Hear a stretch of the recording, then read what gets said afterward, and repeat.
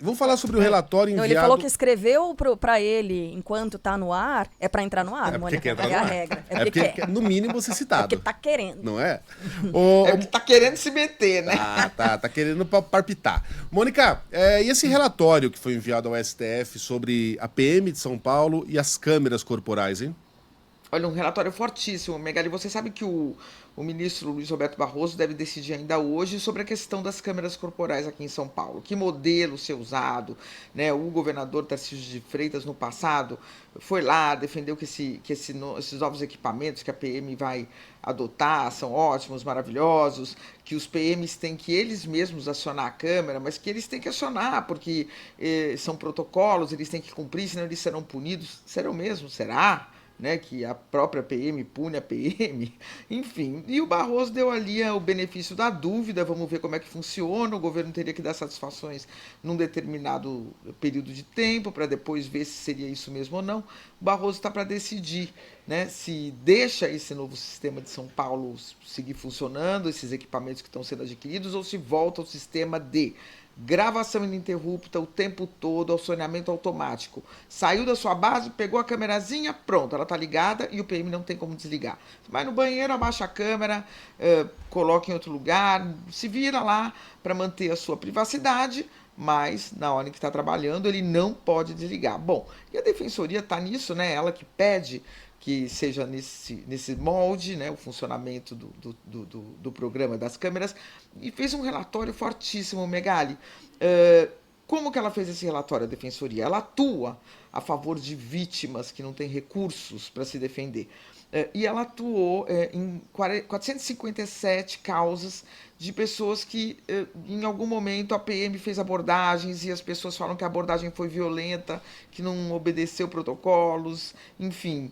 E a defensoria, então, ela fez esses pedidos das câmeras para verificar e para poder defender essas pessoas. Pessoas que dizem que houve violência no momento da abordagem policial, que houve flagrante forjado, né, que houve ingresso irregular da polícia em domicílios, né, e que houve abordagens baseadas em estereótipos como raça, gênero, deficiência, orientação sexual, entre outros. Então a defensoria faz a defesa dessas pessoas. E a defensoria, em 457 casos, pediu para ter acesso às imagens. Bom, o que aconteceu? Em 48% dos casos, o Megali, a polícia sequer respondeu à defensoria. Ela é obrigada a responder, tá? Porque a defensoria está fazendo a defesa das pessoas.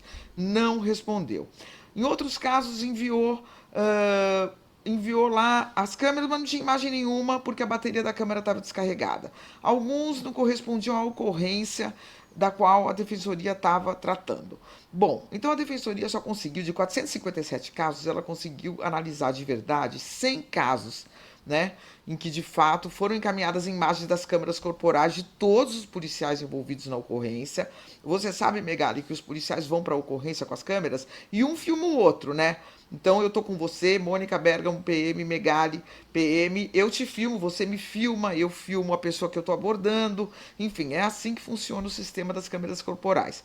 Então, em 100 casos, de fato, havia imagens de todos os PMs filmando todos os PMs. Bom, o que aconteceu nesses 100 casos? Em 24%, Megali, o policial se afastava do local da abordagem para não ter que filmar os colegas.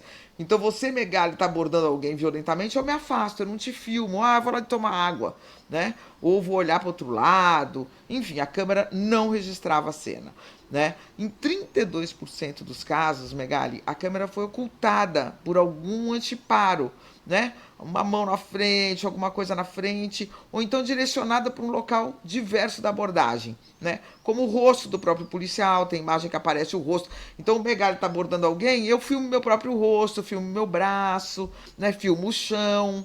Ou eu me afasto ou eu fico filmando outras coisas. Em 39% dos casos, o PM simplesmente retirou a câmera do uniforme, tirou, deixou na viatura, deixou em algum lugar.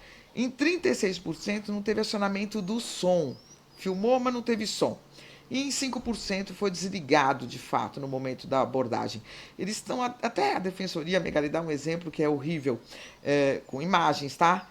eles mostram um PM que conversa com uma pessoa detida no interior de uma base móvel. O PM retira um cacetete do armário e aí logo em seguida, depois de mostrar o cacetete para essa pessoa, ele tira a câmera corporal do corpo, do uniforme dele, tira a câmera corporal, coloca numa posição que inviabiliza a gravação. Então a defensoria só vê ele tirando o cacetete, mostrando para a pessoa e depois não tem mais imagem, né? Ou seja, há uma burla, né? Há uma burla evidente, porque as imagens desse caso desse cacetete só voltam a ser registradas depois de 6 minutos. Então, durante esses 6 minutos entre o PM tirar o cacetete, mostrar para a pessoa e voltar as imagens, 6 minutos que ninguém sabe o que aconteceu, mas dá para imaginar, né? Então, esses dados todos da Defensoria estão embasando, né, um novo pedido da Defensoria para que o Supremo determine esse uso de câmeras corporais em todas as operações policiais, um acionamento automático e que sejam seguidos protocolos rígidos de punição para PM que fica desligando, filmando o chão, filmando o rosto, filmando o braço, filmando o céu, filmando as estrelas, enfim, numa evidente burla do que deveria ser a regra do programa, Megali. É incrível que a gente tenha que explicar tantas vezes que essas câmeras protegem a sociedade, mas protegem também os policiais, os bons policiais que são a maioria. Porque se você dá a um mau policial o poder de decidir quando aquelas câmeras estarão ligadas ou não, é óbvio que ele decidirá que elas estarão ligadas somente quando ele não estiver agindo como um mau policial. É uma coisa tão óbvia, é uma coisa tão... que é incrível que você tenha que explicar isso tantas vezes, inclusive para o governador. Agora, o governador diz que mudou de ideia, mas por que ele tinha uma ideia tão distorcida da realidade antes, para mim ainda é um mistério. Bom, cito aqui um personagem como o Eduardo Bolsonaro, por exemplo. Lembra que se levantou, inclusive em discurso, no plenário da Câmara, contra as câmeras, dizendo que elas não permitiriam que o policial fizesse o seu serviço, conversasse com fontes. Sabe aquela fonte que você encontra no beco, aí puxa uma nota de $20? Isso refresca a sua memória, que nem nos filmes. O Eduardo acha que os policiais fazem isso com fardas. Essas pessoas, elas vão sendo surradas pela realidade, né? Porque as câmeras corporais podem não registrar o que aconteceu, mas as câmeras das pessoas registram. As câmeras dos estabelecimentos registram.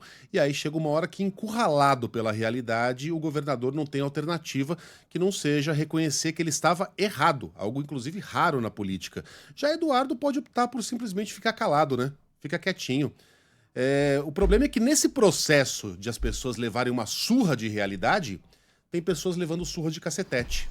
Tem pessoas sendo jogadas de ponte. Até a gente chegar nesse consenso de que esses caras estavam errados e traziam opiniões e projetos que tornam a sociedade mais insegura, pessoas tiveram que pagar com a vida, né? Por que eu tô trazendo Tapa aqui o na nome... cara. Tapa na cara. Tô trazendo o nome do Dudu aqui porque é um dos muitos personagens que adoram palpitar sobre segurança pública. Ele festejou as milícias no passado, condecorou milícias, chamava aquilo lá de um novo tipo de policiamento, achava aquilo muito bom. Olha aí, deu no que deu, né? Eu trago o nome dessa figura porque ele representa criaturas que fazem muito mal à sociedade e que nos fará um grande favor se forem desacreditadas. Se no futuro, quando opinarem sobre algo sério envolvendo segurança pública, as pessoas lembrem. Olha, eu lembro do que você falou no verão passado sobre as milícias. Eu lembro do que você falou sobre as câmeras. Eu não confio mais naquilo que você diz. Só isso já nos tornará um pouquinho, nos colocará um pouquinho mais no caminho certo, né? A memória, não percam a memória. Uhum. Mônica? É isso aí. É isso. Mônica Bergamo volta amanhã com outros assuntos. Esperando aí a decisão do ministro Barroso a qualquer momento. Vamos ver o que ele decide. Havendo novidades, só gritar. Mônica, boa semana, boa segunda. Até.